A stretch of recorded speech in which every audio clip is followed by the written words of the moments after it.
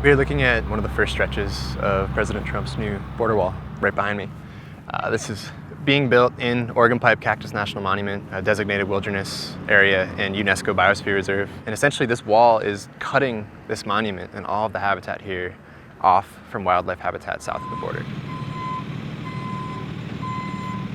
There's been a lot of confusion, especially in Washington, about whether or not this is new wall construction. And I just want to point out the barriers that were here before this are waist-high vehicle barriers. You or I could jump right over them. Wildlife can pass over or under. And I think specifically Democrats in Congress have tried to minimize the fact that a brand new wall is being built, and it's devastating for the environment here.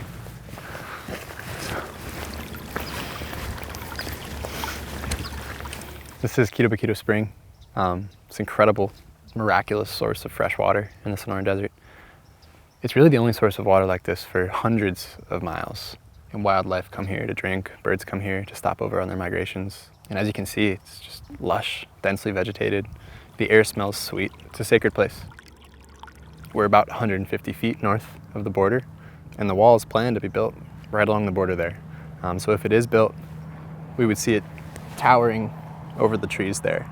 We would see this spring blasted with floodlights. It would cut off all wildlife in Mexico, all wildlife south of the border from coming here to drink. And it would change this place forever. There's no way around it. There are two endangered species that live nowhere else in the country except for this spring. A pupfish and a turtle could be the first species driven extinct by the border wall. This spring is sustained by the same groundwater that Border Patrol has tapped to mix concrete for the border wall. And it's not like they would need to suck the aquifer dry to deplete the flow to Quito Baquito. If the water table lowers even a foot or two, if they change the pressure dynamics in this aquifer, we could stop seeing flow to that spring. And it's pretty simple. That would mean extinction for these species.